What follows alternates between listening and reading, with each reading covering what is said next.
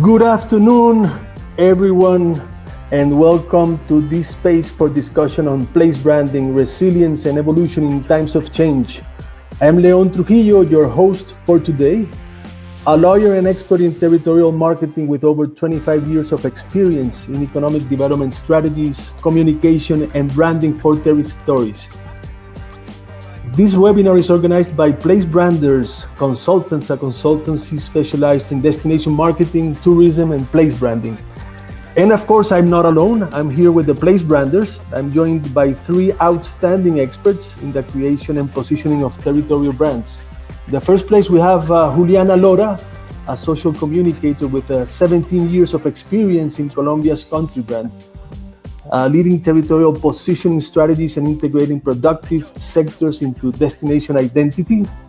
Second of all, we have Leonardo Nieto, a specialist in place branding and investment promotion with over 20 years of experience in Bogotá's marketing strategy and other destinations.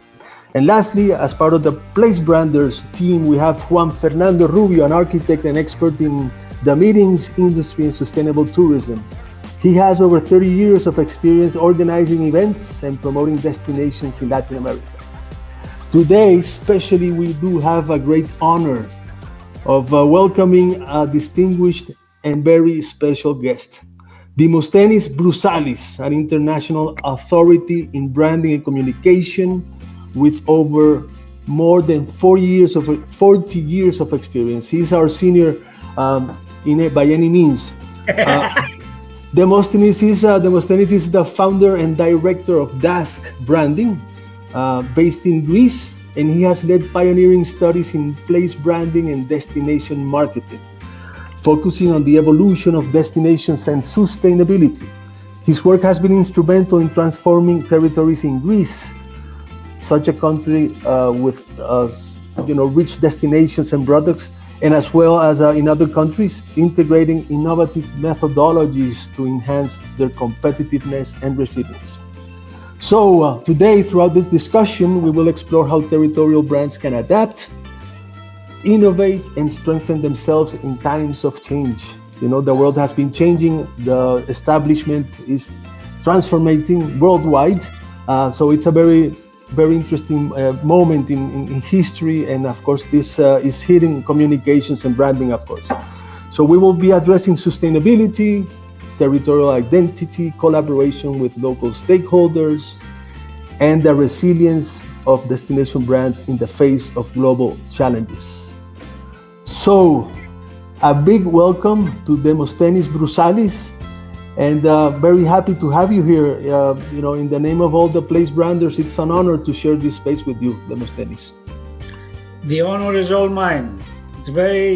I'm really glad to be with you from Athens, a long distance from Bogota. But then again, technology permits us to do these discussions, which is great. I'm also looking forward to this presentation and this discussion with you, because like we've been discussing before we were on air, when you know a place brander, you know them all. The problems are the same, the issues are the same, or mostly the same. So in many occasions, the solutions could be applied in different countries, in different destinations, in different cases. So hopefully this is the case. I also think that the subject is very interesting and very today, to what we've been discussing today, what we will be discussing today. So if we can have the presentation on screen. Yes, I mean, please go ahead. Please go ahead. By the way, just want to wrap up with a little before you start your presentation, because place branding is a fascinating subject, territorial marketing as well. However, you will find much more academic profiles that are into this type of, knowledge area and experience, and very few real-world practitioners. And Dimosthenis is one of those practitioners that has been on the job for many long years. So very happy to receive now your piece of knowledge and experience through this presentation. I hope it will be helpful. with the help of Leonardo in changing the pages. I thought that I should have a photo of your country as a cover, and it's a nice photo. So who am I and why I'm here? The next page is in Greek, because I'm Greek, Leonardo. So I am Dimosthenis. Είμαι ο Dimosthenis και κάνω branding. I am Dimosthenis and I'm doing branding. This is my superpower and yours as well. Yours as well. And I'm here because next page we do our share to reshape Greece in a more modern and more competitive set of destinations. These are the places that we've already conducted projects, finished projects, in some cases, in some destinations, more than one project. And in the next page, we can see some of the logos of that project. Keep the word logo in your mind because we will come to that in a moment. So these are some of the destinations we've been working on. Many of them are awarded in Greece and abroad, these projects. Next page, please. Leonardo, next page. That one. I've used this, the previous one. Leonardo, the previous one. All right. I've used this in Thailand, and I told them that this is not Phuket. This is Greece. It's Zakynthos, Zante, one of the most famous beaches in Greece. Navagio, shipwreck. It's beautiful. You can see that. Okay, go on. Let's start with some of the basics, because we should say that. Next page, Leonardo. So, no strategy, no branding. Branding is strategy. If there is no strategy, there's no branding, period. Next one.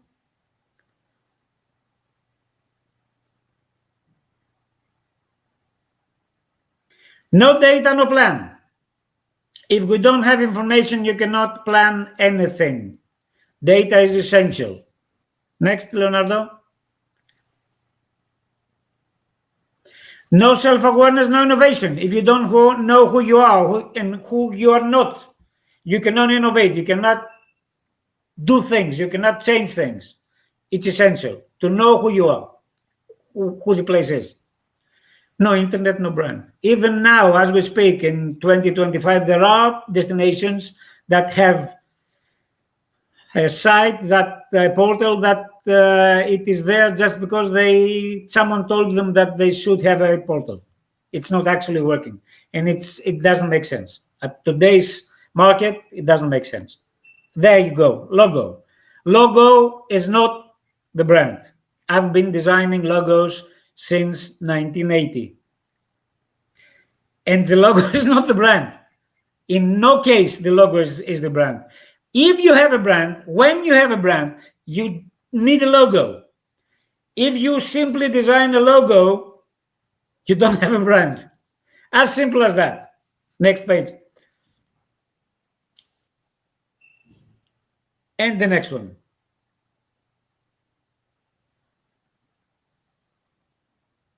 So let's start by saying, as a team, we're trying to come up with some kind of definition. There are many of them, you know that better than me, with a definition that will work for us, for what we're doing here and abroad, and how we approach things. So let's see a fresh approach to an old thing as tourism.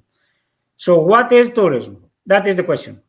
Tourism is people hosting other people in their place, offering them the chance, the experience of a different everyday life. To live like the locals for a while. They're coming from their everyday life to live for a few days, for a period of time, like the locals in the destination they're visiting. And this is the hard thing. Tourism is about people and feelings. And this is why it's so sensitive and vulnerable to change. This is the first time we'll say change in this presentation. We will say it again and again as we proceed. So this is tourism. What is a brand? Which we should define. Next. Leonardo?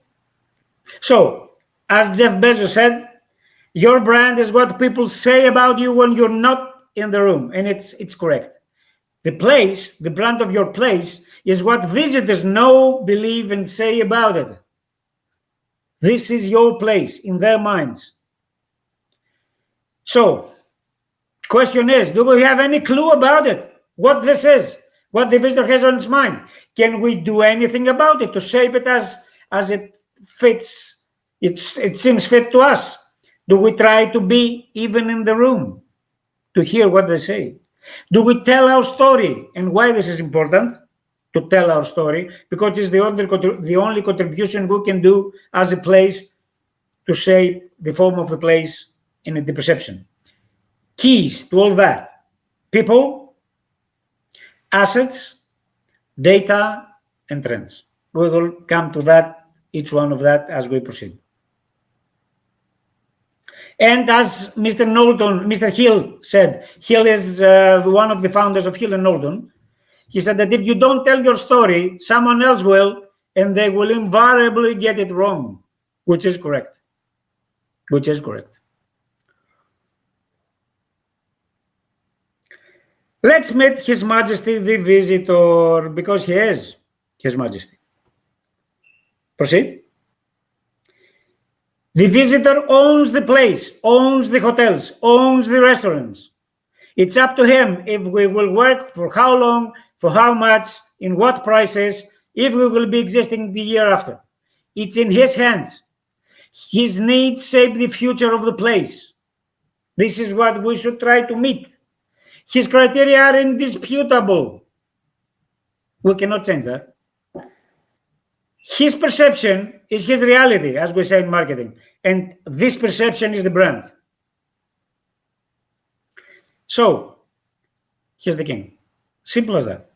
He is the king to this discussion. So, this is very, very important. One of the most important slides in the presentation.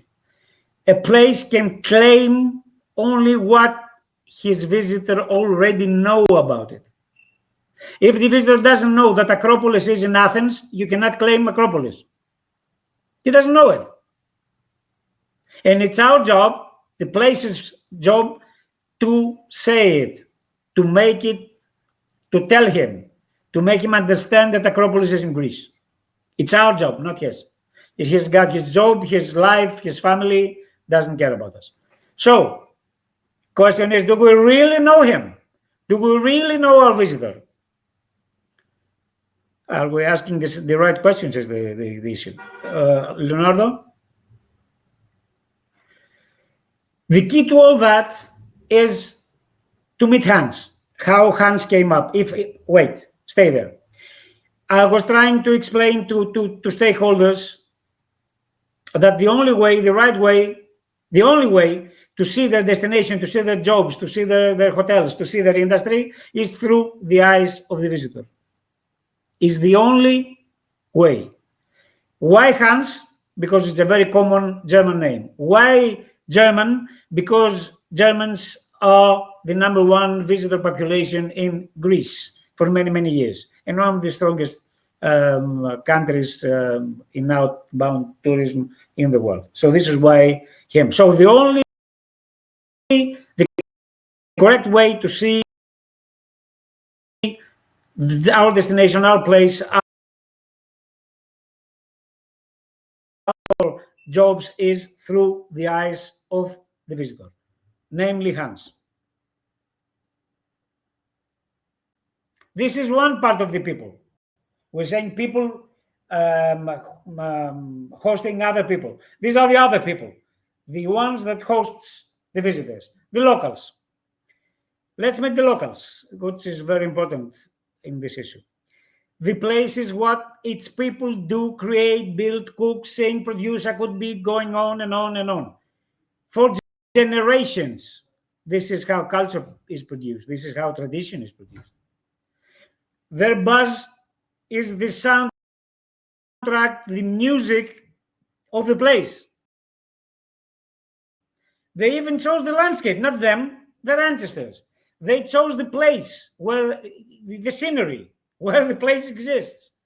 People are the main asset of the destination and the reason for all the other assets. They are behind it.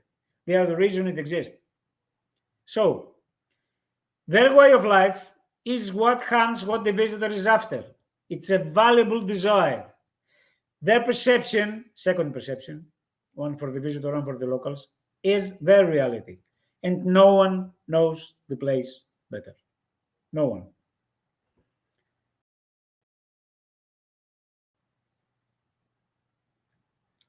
Leonardo? As Shakespeare said centuries ago, and still it's true, what is the city but its people? And it's correct. It's accurate.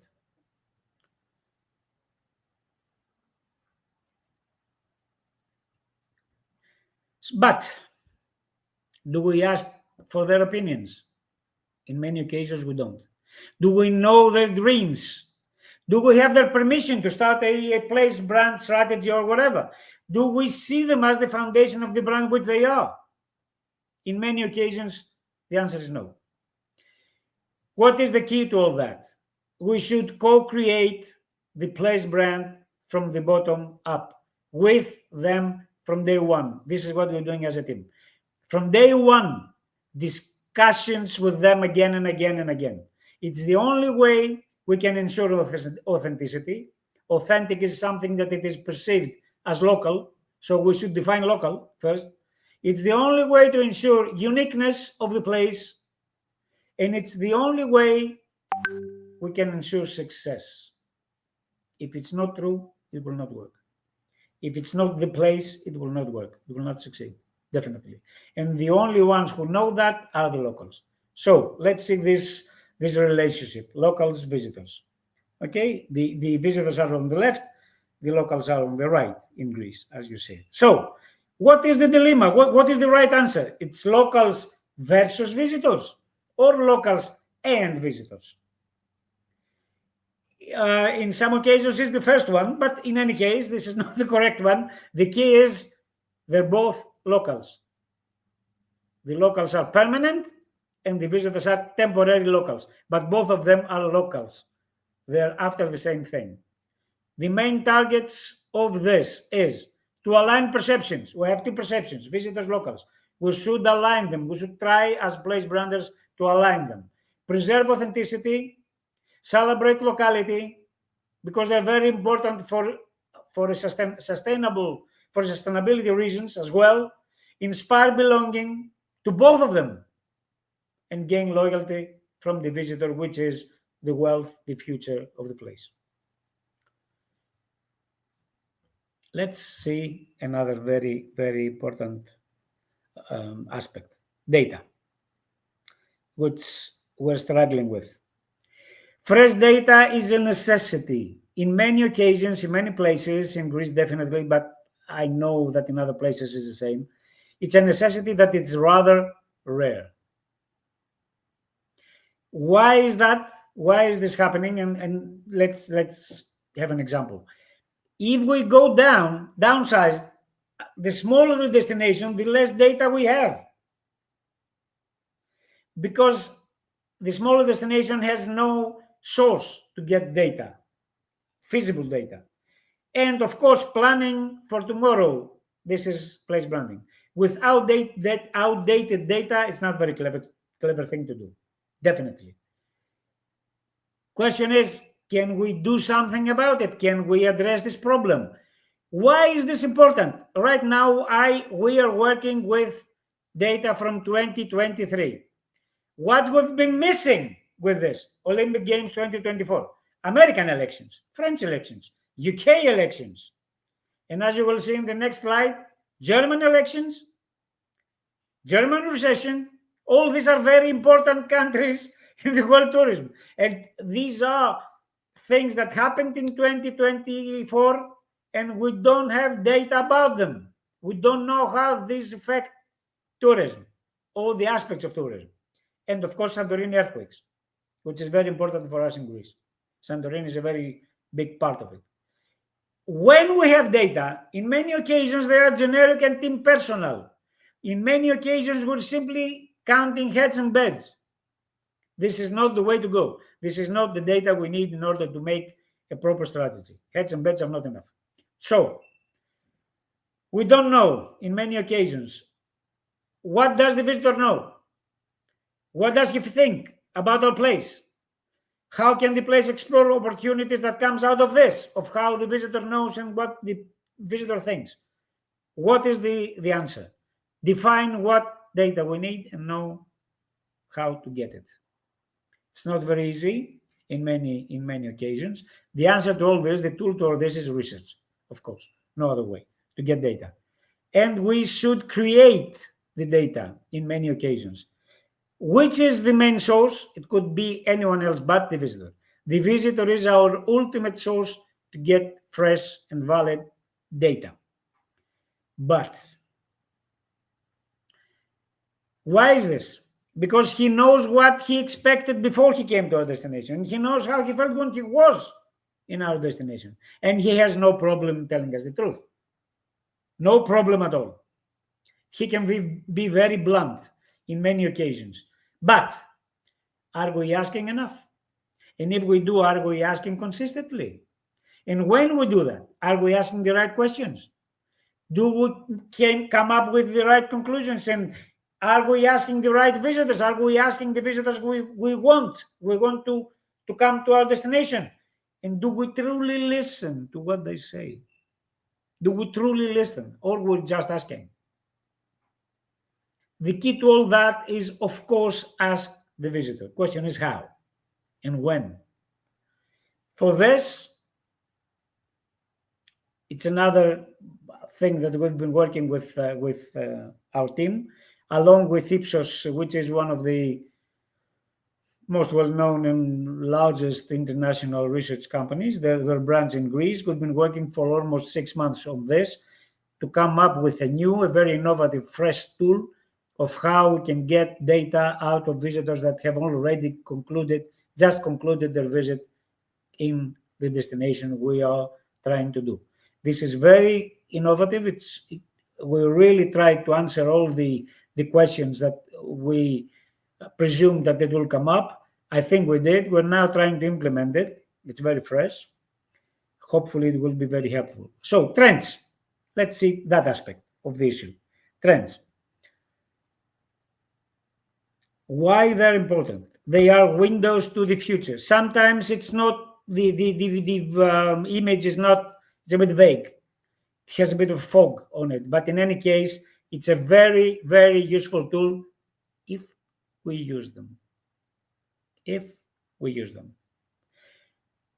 And we should answer some questions. Are these trends relevant to our brand? Is our brand relevant to them? Can we spot the opportunities in there? And if we do, can we explore them? Can we go along? Can we play along? Can we do business on it? The key is us. Know thyself. We should know who we are, what we have to offer. Otherwise, we cannot take advantage of the trends, even if we know them. And we can also, through research, this is another part of tool research that I just showed, the new tool, is to spot micro trends that has to do with specifically the destination we're examining, with this city, with this place, with this territory, specifically with this, so we can work on it.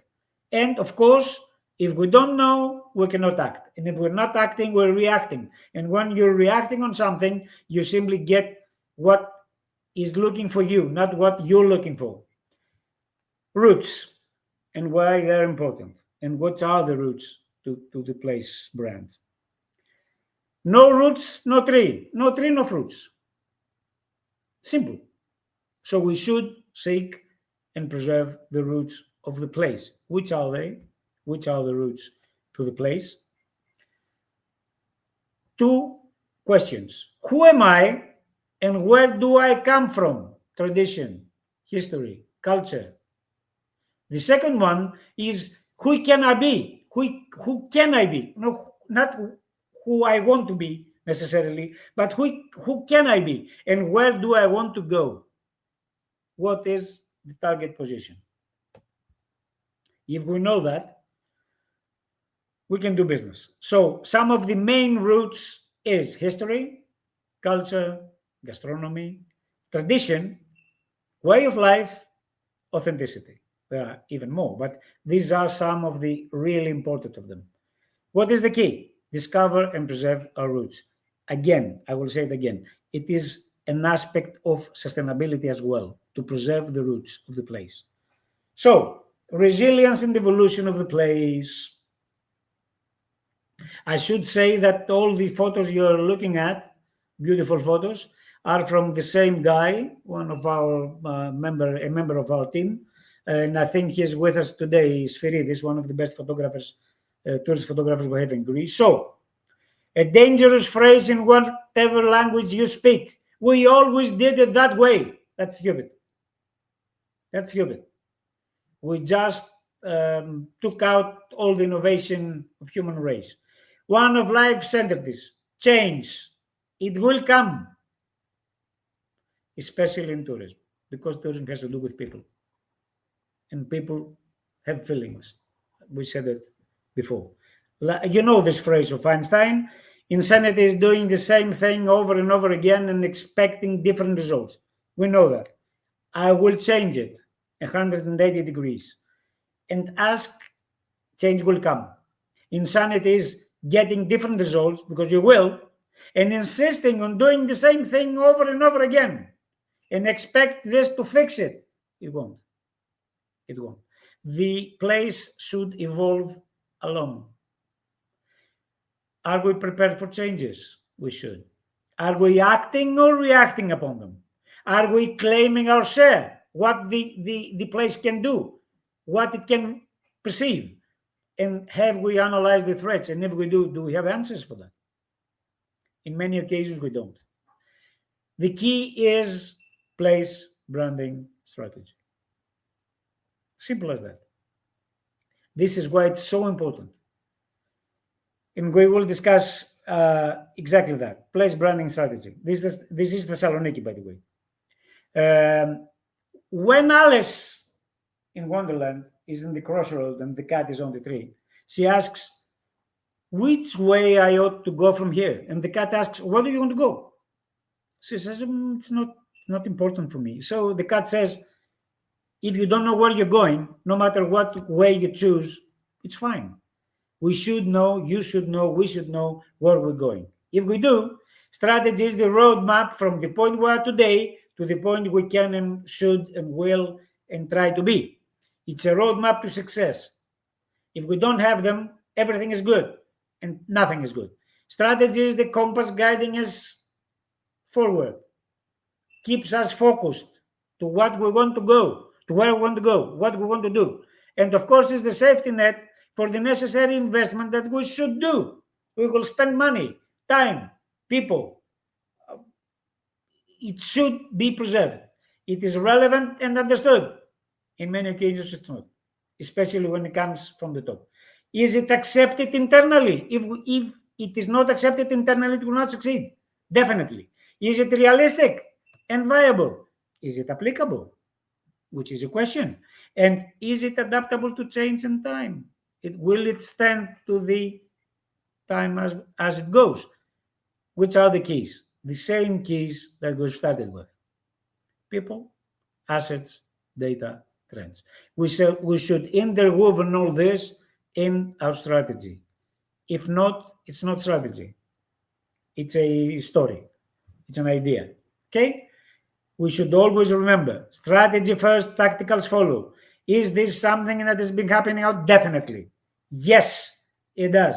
We say something out loud and we haven't understood what we are, who we are, what we want to do, what we have to sell, who is the audience, who we're trying to invite. But we still keep on saying it loudly. 6 conclusions at the end and one very important question. Conclusions, thoughts, you can say it as you want. We should listen before we propose. It sounds obvious, but in many occasions it's not. We should listen before we propose anything. And, of course, the same main idea, we should ask before we answer. Like I said, tacticals before strategy. Doesn't make sense. We should ask before we answer to anything. We should always embrace and welcome change. It's inevitable. It will happen. We can only try to take advantage of it, to go along with it, to evolve. Welcome change. Place branding is the game changer to all that. This is what I'm trying to accomplish through the presentation. And always question our certainties. There are no certainties. We should always try to question them, because if we don't, we're not evolving. And what stays put, it goes back. What stays still, it goes back. Simple as that. In an environment that goes very, very fast, what stays still goes back. And this is very important as well. We should never stop thinking like the visitor we want, like the visitor we want to come to our place. Never stop thinking like them. And the final question. We should change places and go on the other side of the table, see what we're saying, hear what we're saying, see what we're projecting, and ask ourselves the question, would I be a visitor of my place if I wasn't a local? If I were Hans, would I pick this for my next holiday, for my next visit? And if the answer is not an emphatic yes, yes, yes, we should revisit our strategy. Something's wrong. Something is not working. This is the motto of the office, and with this is the end. This is the end of the presentation. We say, if we plan, we can, because no plan, no action, no results. Thank you very much for your time and for this opportunity to be with you. I'm very glad and very honored. I feel very honored. Thank you for the presentation, and I'm open to questions, to remarks, to whatever. No, it's a real pleasure. The pleasure is ours, Dimosthenis. Thank you for sharing that generous peace of mind and generous experience you have. Your mind frame for approaching place branding is very important for sharing with us and for the public as well. Thank you, we will now continue with a series of questions. The place branders, each one of us will be formulating a question, and then we will be opening up questions to the general audience. So I will go with the first question, again, with a lot of gratitude for your presentation, but it has made me think a lot. Greece is a country that nowadays receives, in terms of tourism, around 32 million people, international visitors or more per year. Correct. However, Greece is also one of the cradles of Western civilization. I mean, Homer, the writer, lived around 800 years before Christ, and since then we've been receiving information from Greece in stories, in literature, in the movies, eventually, etc. So, in terms of storytelling, after 3,000 years, how can you keep fresh, keep contemporary in terms of transmitting a message for place branding? Sometimes the right way to go ahead is to look back. I mean, what is a storytelling? And Homer was one of the first in history. He was a storyteller, definitely, and a very successful one, you might say. So, why was so successful? Because he was telling in a fine way things that happened in reality. This is the way to make a storytelling and keep it fresh as you proceed. To base it on real facts, on real assets, on the reality, the truth of a destination. It is the only way that it will be perceived as authentic. Authentic, like I said, is something that the visitor understands as truly local. There's no other way, there's no other place like the place any one of us is living. We should seek for its uniqueness. We should seek for the assets. We should seek for what it's making it important, way it's making it different, and build on that. This is the only way we can go ahead. This is the main difference between commercial branding and place branding. Commercial branding is products. You can do whatever you like. You can make it larger, smaller, more expensive, add something, add flavors, whatever. I've been doing it, like you said, for more than 40 years. Place is, in many occasions, in 99% of the occasions, is what you have, is what you can, what your ancestors, the people that came before you, gave you. And this is the assets, the ingredients you have to create your proposal, to create your storytelling, to create your invitation to the world and to the visitors. You should know them very well. You should know these roots. You should find them and preserve them as the best you can, the best way you can. Did I answer, Leon? Yes, thank you so much. This is an ongoing conversation. Before we go to the next question with Juliana, I would like to invite the audience also to, place their questions through the Please comments. Just go ahead and we will be receiving some answers to those questions as well. So Juliana, please, would you please go on with your next question? Thank you, Leon.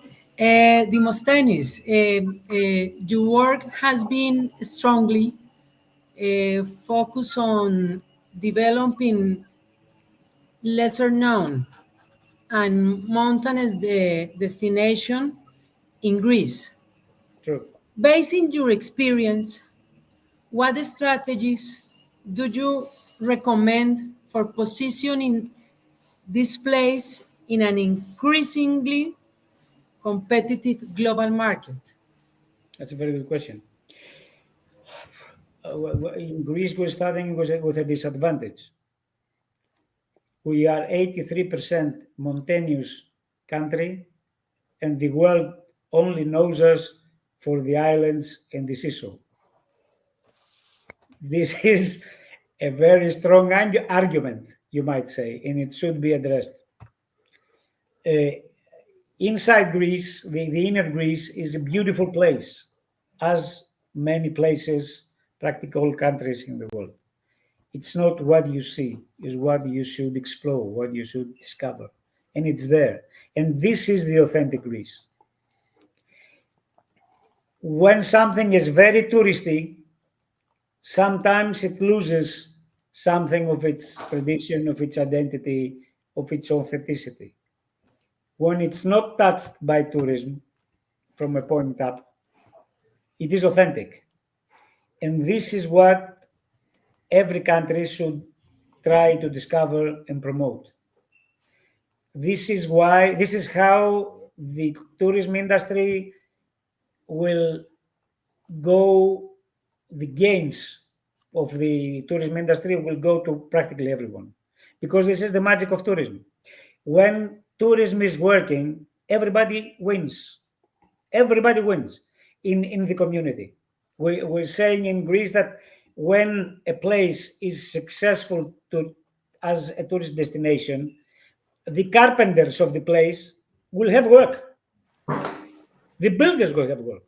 Not only the people that are working in the tourism industry, practically everyone.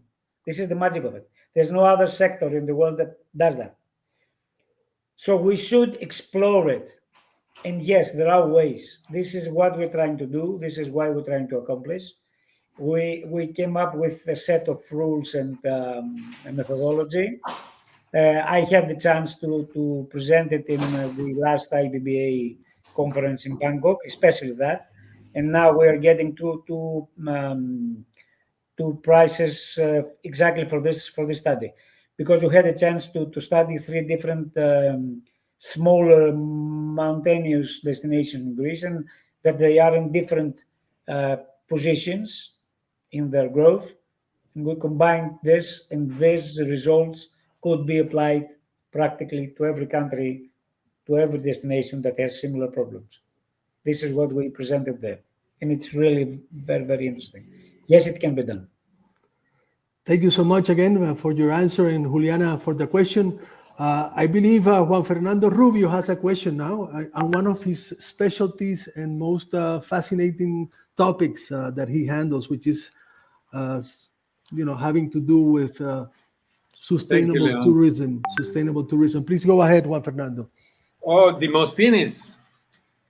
I learned today 6 conclusions, very nice conclusions. But the most thing that I really enjoyed today was to understand people, assets, data, and trends. And according to your trends, those growing trends, I am aware that in the event industry, well, the need of destinations to be sustainable has to remain competitive. It makes me think that you should, or maybe you can help me to understand with this question. How can sustainability and responsible tourism help to reinforce the resilience of a territorial brand? I think it's the only way. It's the only way. Yeah. And it's a rather fresh discussion, but it grows. There's no other way. We should work along with the environment, with nature. Otherwise, we will not work at all. We will destroy our places, and it is definitely not the way to go. And it is in demand.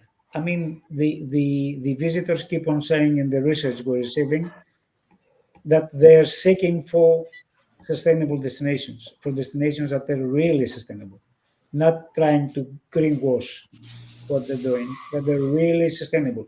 We keep on saying to restaurateurs all over Greece that they should be prepared for the visitor, for their visitor, to ask them where the tomato in the salad is coming from. Okay. And the answer is not from Holland. The answer is not from Holland. Right. Greece can produce practically everything. And tomato is a summer fruit. And we're talking about Greek summer. So the question from where is this tomato is not from Holland. It should be from the next village, or from right next to the restaurant. Yep. 0 mile. This is one part of it. What you do with food waste? You see these big tables in all-inclusive hotels with more than 4 times the thing that the visitors can eat, the food that the visitors can eat. What you do with the rest of it? You should be prepared to answer to that. And you should have a good answer, or else. The problem with sustainability is that you will never know why he didn't came. If we have in mind that the visitor, we like to say that the visitor is the temporary local, fine. And we're working on this concept for a decade now. Good. If he is a permanent, a temporary local, he wants to find in your place what it is his everyday life in his place. So if recycling is a very big thing in his place, he expects to see it in your place. If he is not finding it, he will say it. He will not come back, and others like him will find his remark, and they will not come back as well. And you will never know it. You will never know why he didn't came. It's not something that we should do because the visitors ask us to. We should do it because, first of all, we should preserve our places, first of all. And there are occasions where tourism doesn't go very well, doesn't go along with sustainability. We should say that. I said in the presentation, excuse me, I said in the presentation, I will say it again because it is very important.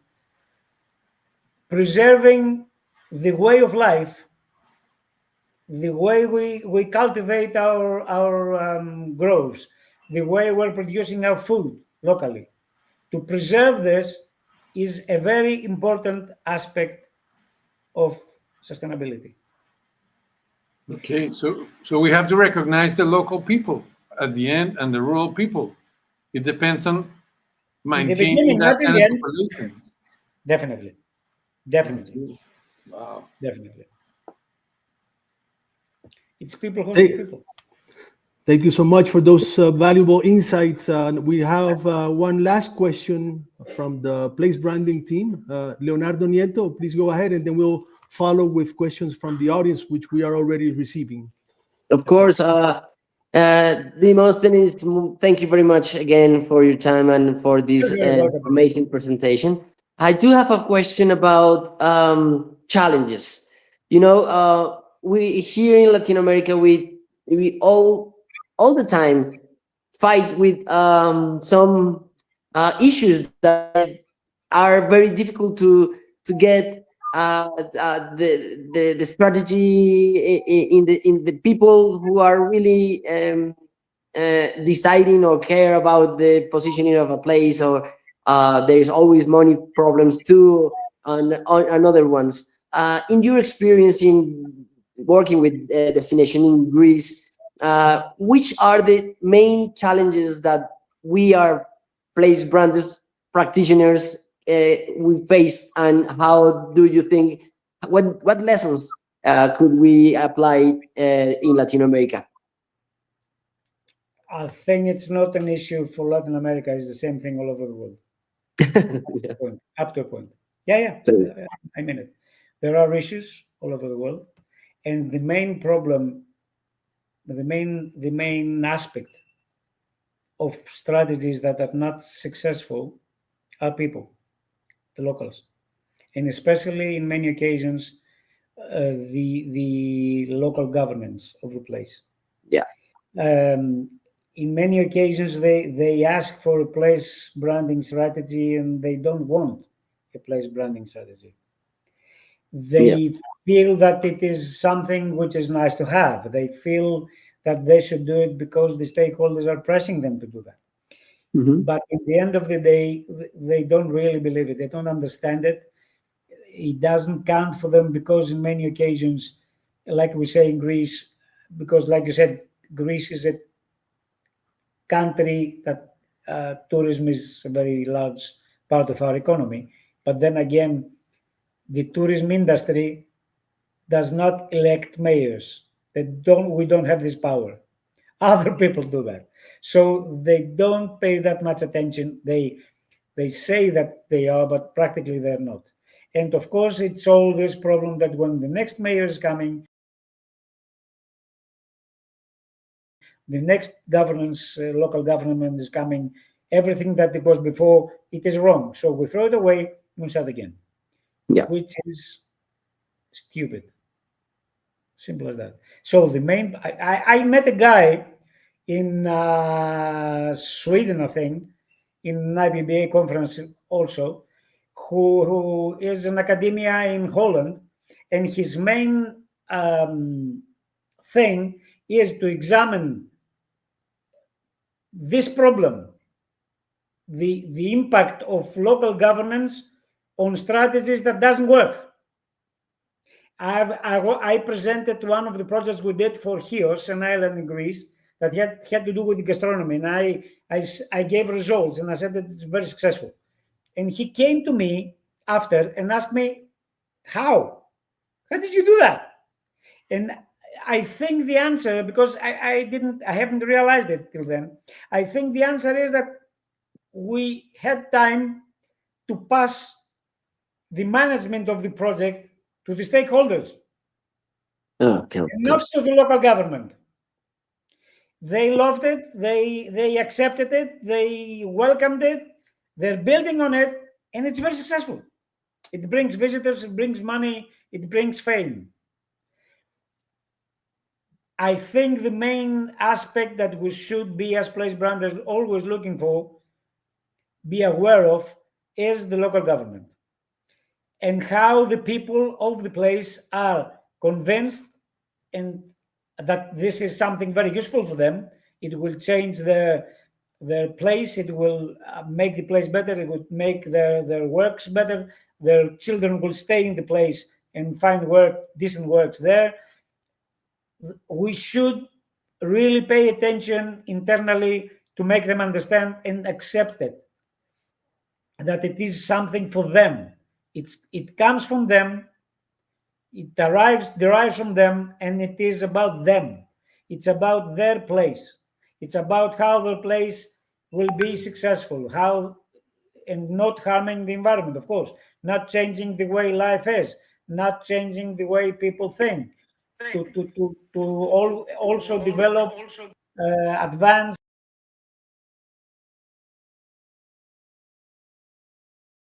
the quality of life in the place. It is about them, and this is the magic of place branding. We can do that. I mean, a successfully planned branding strategy and implemented correctly could do that. Could make people come back to villages that are now dead. It's happening. We have a project like that in Greece, and yes, it can work.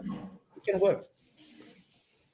But also, always, it's people hosting people.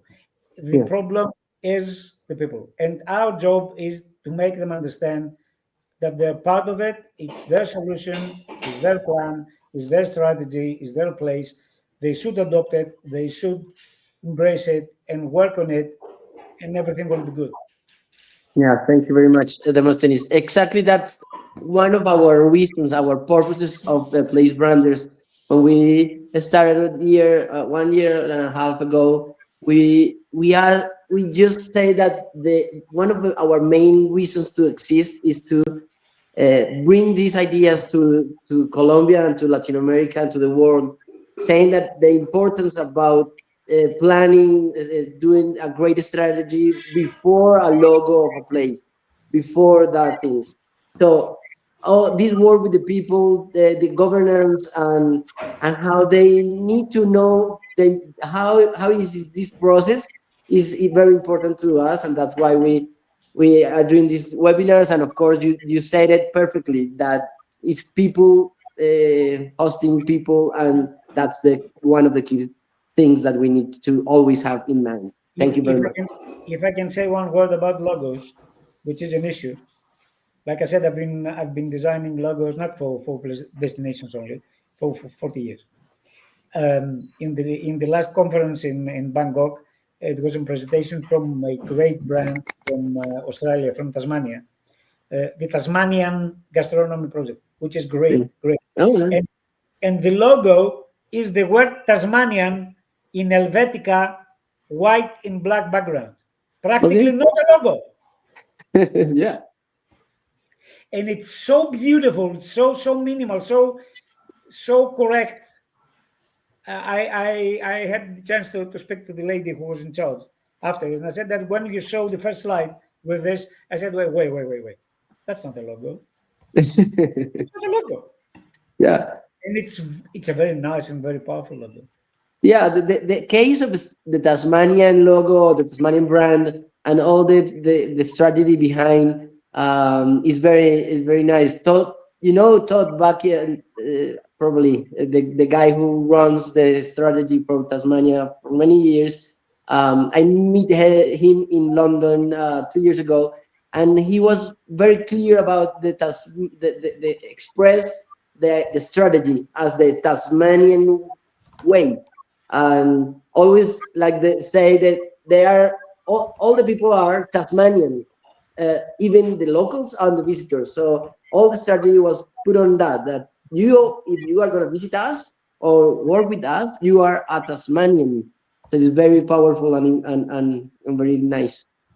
And a very bold positioning that says we're not for everyone. Perhaps you don't like it.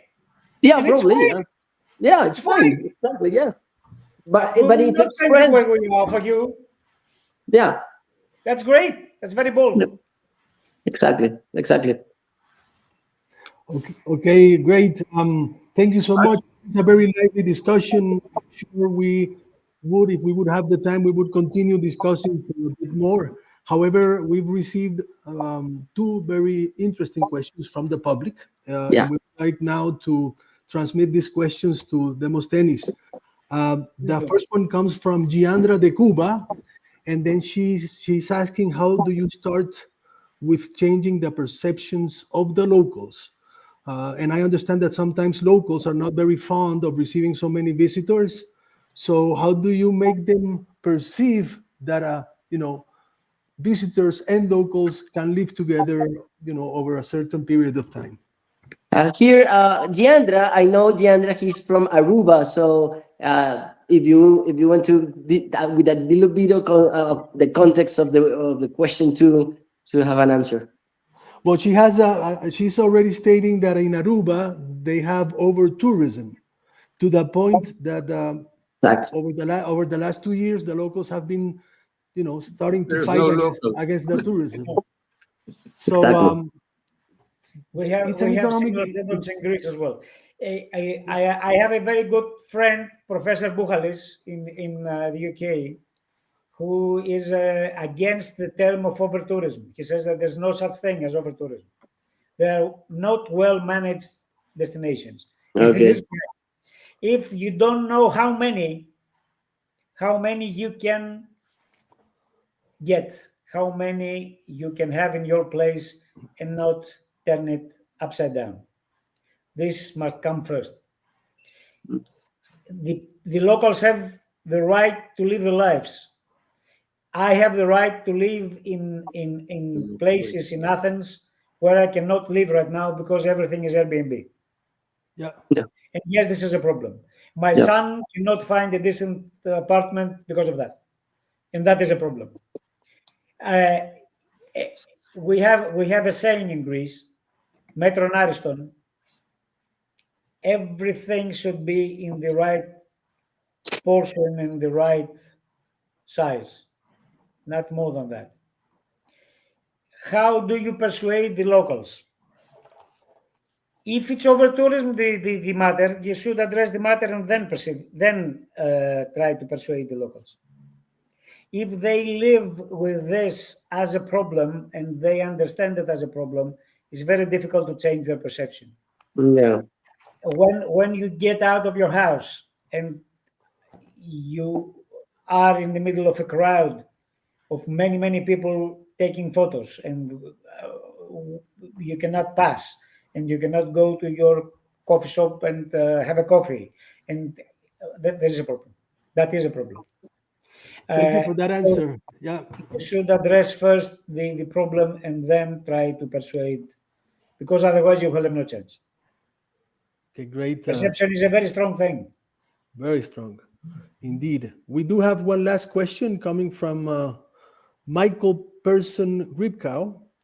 And what he has written in the comments box refers to the following. We need to discuss over tourism and the consequence. Places become less attractive. Do you have any example of how you have worked on sustaining tourism in places where over tourism is becoming a risk? Wow.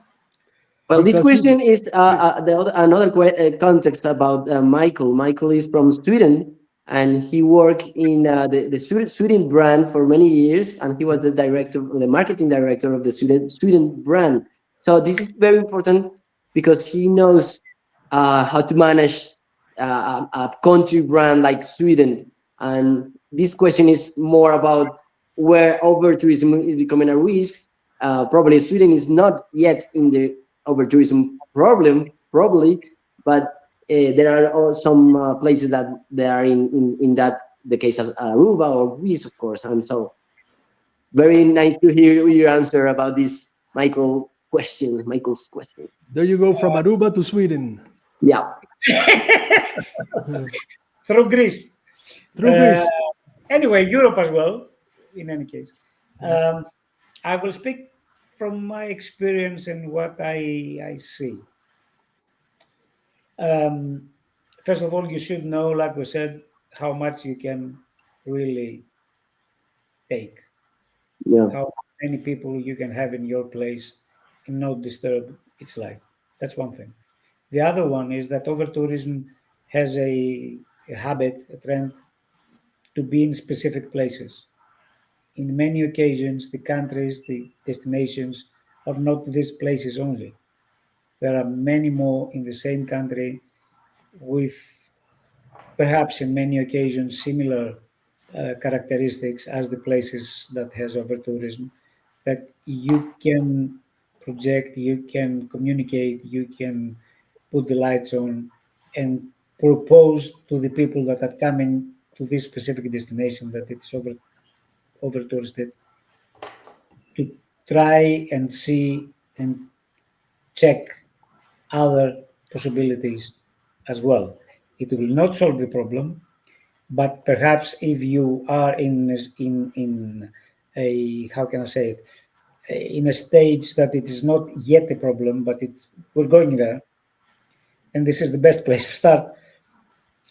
I think this should be the center of the strategy and the solution, and it's a matter of management. But in all cases, it starts with data, with research. I mean, if we're talking about a city like Athens, for example, or Paris or London or whatever, you cannot find something similar to propose, of course. But if we are we're talking about an island or a more smaller destination, perhaps there are solutions. It's a big thing. It's a big issue. Over tourism is a big issue. And yes, it affects sustainability. Yes, it affects quality of life. Yes, it affects the locals. And there are cases. There are examples. There are examples in Italy. There are examples and solutions as well, like Cinque Terre. There are examples in Thailand. They closed one of the most famous beaches because of sustainability problems, and they did very well. There are ways, there are strategies. Some of them are more successful, some are less. It depends. I think the strategy should be something that it should be custom made. Depends on the problem, depends on the reasons of this problem and the size of the problem. And you should always address something is going wrong. If you have a problem of over tourism, you're not doing something correctly. You're not doing something as you should, or you're doing it as you always did it. We are doing it as we always did it, and everything else has changed. So we should address this as well. We should see it with today's eyes or with tomorrow's eyes, maybe. It's not an easy thing. It's not an easy thing. Thank you so much, Dimosthenis and Place Branders and the generous audience as well. Unfortunately, time has run up, and then we have come to an end for this discussion. A lot of insights, a lot of information, a lot of note-taking, a lot of inspiration, Dimosthenis, from your words. Thank you very much. I hope it was useful. I know you carry the name of a very important ancient Greek speaker and statesman.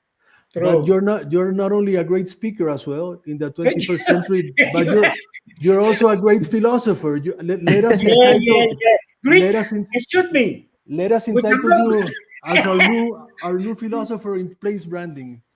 Yeah. Thank you very much for your kind work. It was great. We can do it again whenever you feel like doing it. I would like a second edition, please. Of course. I propose a second edition. Yes, please. We have to explore the 6 conclusions in a better Yeah. Yes, of course. Whatever you feel like it. Just a few of the insights before closing. Yes. Revise the past to move into the future. Listen before proposing. Welcome change. Never stop thinking like a visitor. And of course, if we plan, we can. So thank you so much, Dimosthenis. We invite everybody in the audience also to contact the Place Branders via www.placebranders.com. And until the next time. Dimosthenis, ευχαριστώ. Εγώ ευχαριστώ. Να είστε καλά. Thank you. Thank you. Bye-bye, everybody. Thank you so much. See you next time.